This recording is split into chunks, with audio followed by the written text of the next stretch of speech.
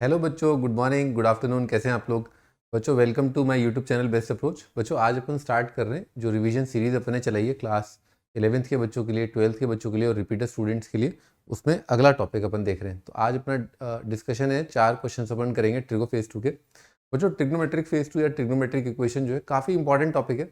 IIT advance में और mains के अंदर एक एक क्वेश्चन आप एक्सपेक्ट कर सकते हैं, दोनों में। मेंस में भी एक और एडवांस के अंदर भी एक।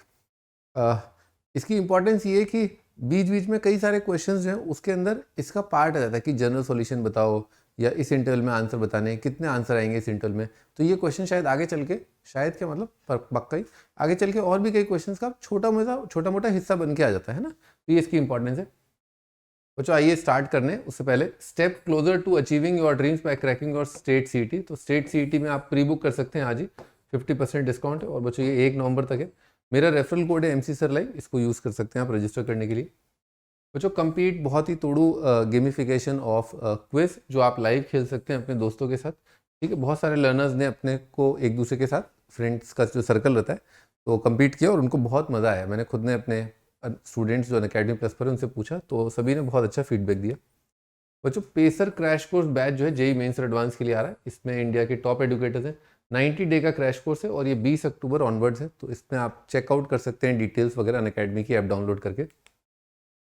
बच्चों I am not a product of my circumstances, I am a product of my decision, है ना। ध्यान रखिए, आप जिस भी इंजीनियरिंग कॉलेज में जाएंगे वो सब आप ही की पढ़ाई लिखाई मेहनत उसी का एक पार्ट होगा, उसी का अचीवमेंट होगा। मुझे 15+ ईयर्स ऑफ टीचिंग एक्सपीरियंस है मुझे, और मैंने प्रोड्यूस किया all India first rank IIT mains में और बीटेक IIT दिल्ली। वो जो स्टार्ट करते हैं ट्रिग्नोमेट्रिक इक्वेशन। आई होप आप लोगों ने इस जो सीरीज़ को हमने जो चलाया है उसको आपने रेगुलरली फॉलो किया होगा। रेगुलरली आप ये जो क्वेश्चंस हम आपको करा रहे हैं इनको आप प्रैक्टिस कर रहे होंगे। आप मेरा जो टेलीग्राम चैनल है उस पर भी जा सकते हैं, मनोज चौहान मैथ्स, और से ज्वाइन कर सकते हैं। वहाँ पर ये सारा स्टडी मटेरियल जो है हम आपको देते हैं, पिन कर देते हैं। अगर आपको कोई दिक्कत है तो आपके डाउट वगैरह जो है उनके कमेंट्स वगैरह मैं रेगुलरली जाता हूँ और वो भी आपसे बातें बातें करके सुनता हूँ। Number of integral values of K for which the equation this has a solution is. तो बच्चों हैज़ अ सॉल्यूशन, तो सॉल्यूशन के लिए आपको पता ही होगा कि अगर एक तरफ आपका a sin x b cos x है, a sin x plus b cos x जैसा फंक्शन है, तो आपका जो राइट साइड अगर कुछ कांस्टेंट है तो वो उसकी रेंज में होना चाहिए। और इस फंक्शन की जो रेंज होती है वो क्या होती है? वो होती है माइनस रूट से लेकर के प्लस रूट, है ना, under root a square plus b square. Basically अपने को ये चेक करना है कि लेफ्ट साइड जो फंक्शन है उसकी रेंज में कौन कौन से इंटीजर आ रहे हैं, और फिर उसको के इंटीजर के लिए राइट साइड और इंटीजर दिख गया होगा आपको, देखते हैं। ठीक है, तो बच्चों कितना आएगा? माइनस रूट ऑफ 49 और प्लस 25, है ना, ऐसा आ रहा है। और रूट ऐसा आ रहा है। बच्चों कितना आ गया? रूट 74 आ गया, माइनस रूट 74। ठीक है, अब रूट 74 का अंदाजा लगाते हैं। जैसे 8 8 64, 64 का 64 8 का स्क्वायर है, 9 अंदर 81। तो करीब करीब 74 जो है आपका 9 से थोड़ा सा छोटा और 8 से बड़ा आएगा ना, तो 8.5 मान के आप देख लेंगे। अभी बहुत ज़्यादा अपने को एग्जैक्टनेस में नहीं जाने की ज़रूरत है। ठीक है, ओके। और ये अपन देखते हैं 2k+1। अब आप k की वैल्यू पुट करना शुरू करो। जैसे k आपने देखा, मैंने बोला था ना एग्जैक्टनेस की ज़्यादा आवश्यकता नहीं होगी, कि अगर आप 4 रखोगे तो 4 जो है इस रेंज के बियॉन्ड हो जाएगा। तो k 4 नहीं आ सकता, k का वैल्यू 3 आएगा। अच्छा, k -4 आ सकता है? हाँ आ सकता है, क्योंकि -4 के लिए माइनस आता है, पर -5 के लिए क्या जाएगा? तो ये सब नंबर आपके पॉसिबल हैं। ठीक है, ताकि ये राइट साइड वाला जो नंबर है वो आपका रेंज ऑफ फंक्शन में रहे और कोई सॉल्यूशन आ पाए।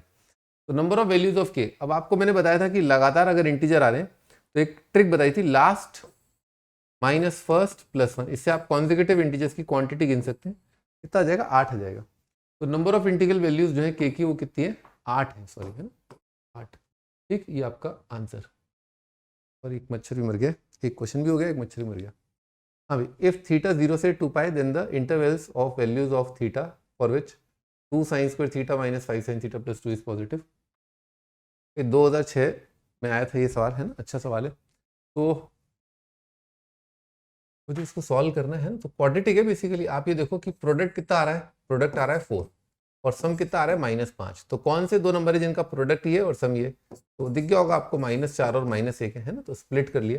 तो 2 sin square theta -4 sin theta, ठीक है, और माइनस साइन थीटा और +2, है ना, इज ग्रेटर देन 0, है ना, ऐसा कर लिए। अब क्या करना है अपने को इसमें, साइन थीटा इंटू या 2 साइन थीटा कॉमन लेके कितना आ रहा है, साइन थीटा -2 आ रहा है, तो ये फैक्टर दिख गया। और कितना आ रहा है, 2 साइन थीटा -1 ग्रेटर देन 0 आ रहा है, ठीक है। अच्छा, और जो साइन थीटा -2 तो एक नेगेटिव नंबर है, ठीक है ना, इससे तो आप वैसे ही डिवाइड कर दो, क्योंकि साइन का रेंज कितना होता है, -1 से 1। अगर किसी फंक्शन का रेंज -1 से 1 है, उसमें से 2 घटा दोगे तो नेगेटिव ही आएगा। इस नेगेटिव नंबर से डिवाइड कर दिया अपन ने, तो डिवाइड कर दिया तो कितना आएगा, 2 sine theta -1 less than, inequality reverse हो जाएगा। तो साइन थीटा का वैल्यू कितना आ रहा है, लेस देन हाफ आ रहा है, sign theta is less than half. अब इसको आप सर्कल पे देख लो, चाहे ग्राफ से देख लो, कैसे भी देख लो, दोनों ही तरीकों से मैं दिखाता हूँ आपको। मेरे को दोनों ही ठीक लगते हैं। Sine theta less than half, sine theta half यहाँ पर होता है, सर्कल पर आप देख सकते हैं साइन थीटा हाफ से कम यहाँ पर होगा। ग्राफ से देखते हैं, तो ये आपका साइन का ग्राफ, ये 1, और साइन थीटा का वैल्यू 1 से सॉरी हाफ से कम, हाफ से कम ये पार्ट आ रहा है, ये पार्ट आ रहा है ना, ये आपका साइन थीटा 0 से 2 पाई में, सॉरी साइन थीटा 0 से 2 पाई में ये पार्ट आ रहा है। यहाँ पर आप देख सकते हो ये एंगल कितना आ जाएगा आपका, 30 आ जाएगा, ये एंगल कितना आ जाएगा, 5 पाई बाय 6 आ जाएगा, और यहाँ पर आपका 2 पाई है, ठीक है। तो कौन सा पार्ट आ रहा है, 0 से पाई बाय 6 और 5 पाई बाय 6 से लेकर के 2 पाई, 0 से पाई बाय 6 और 5 पाई बाय 6 से 2 पाई। यहाँ पर भी देख सकते हो इधर से, तो अच्छा इसमें ये ध्यान रखना है कि अपन ये वाला पार्ट लें, ठीक है, और एक ये वाला पार्ट लें। डिसकंटिन्यूटी इस वजह से, क्योंकि 0 से पाई बाय 6 ये इंटरवल है, फिर एक डिसकंटिन्यूटी आई 5 पाई बाय 6 से लेकर के आगे तक 2 पाई, और 2 पाई के बियॉन्ड जाना नहीं है ना, इसलिए मेरे को दोनों ही ठीक लगते हैं ना, दोनों में कोई दिक्कत नहीं। जिससे भी आपने प्रैक्टिस करी हो, चाहे सर्कल पे समझ लिया हो साइन थीटा कॉस थीटा, चाहे ग्राफ से समझ लिया हो, दोनों इक्विवेलेंट है ना, ठीक है। तो ए ऑप्शन इसका आंसर। बच्चों नेक्स्ट क्वेश्चन, तो नेक्स्ट क्वेश्चन दे रखा है अपने को, the number of solutions of the pair of equation this in the interval. तो थॉट प्रोसेस आपका ये होना चाहिए कि ऐसा थीटा जो पहले वाली इक्वेशन को भी सेटिस्फाई करे और सेकंड वाले को भी करे। इसके लिए एक जनरल तरीका, एक ठीक ठाक तरीका ये रहता है कि पहले वाली इक्वेशन के सॉल्यूशन निकाल लो और उनको सेकंड वाले में पुट कर दो, तो ये थोड़ा जल्दी वाला तरीका। कोई भी इक्वेशन अगर सिंपल हो तो, अगर दोनों ही बहुत सिंपल है तो कोई जरूरत ही नहीं पड़ेगी। जैसे पहली इक्वेशन अगर मैं देख रहा हूँ, तो मुझे दिख रहा है कि cos 2 थीटा को मैं साइन स्क्वायर में लिख सकता हूँ, है ना, तो ये जाएगा 2 sine square theta minus 1 minus 2 sine square theta is equal to 0। तो sine square theta is equal to कितना आ रहा है, 1/4। तो साइन थीटा आ जाएगा आपका 1/2 और -1/2। एक बार देख लेते हैं, 1 माइनस 2 साइन स्क्वायर थीटा, सही है, सही है, ठीक है, ये आ रहा है। और जो 2 cos स्क्वायर -3 साइन है ना, तो कितना आ जाएगा, 2 minus 2 sine square theta minus 3 sine theta is equal to 0। और कितना आ रहा है, 2 sine square theta plus 3 sine theta -2 is equal to 0, ठीक है। अब बच्चों इसमें क्या कर सकते हैं अपन, देखो ये दो नंबरों का प्रोडक्ट कितना है, -4 और सम कितना है, 3 है। तो कौन से दो नंबर है जिनका प्रोडक्ट -4 और सम 3 हो भाई, 4 और -1 है ना, ये वो दो नंबर है जिनका सम ये है, सॉरी प्रोडक्ट ये, सम ये। इसको मैंने ऐसे लिख दिया, 4 sine theta minus sine theta, है ना, ऐसे लिख दिया। अच्छा, अब बच्चों 2 sine square theta plus 4 sine theta में कितना आ जाएगा, 2 साइन थीटा कॉमन लेके आ रहा है, साइन थीटा प्लस 2, ठीक है, और माइनस कॉमन लेके आ रहा है साइन थीटा प्लस 2, है ना, इज इक्वल टू 0।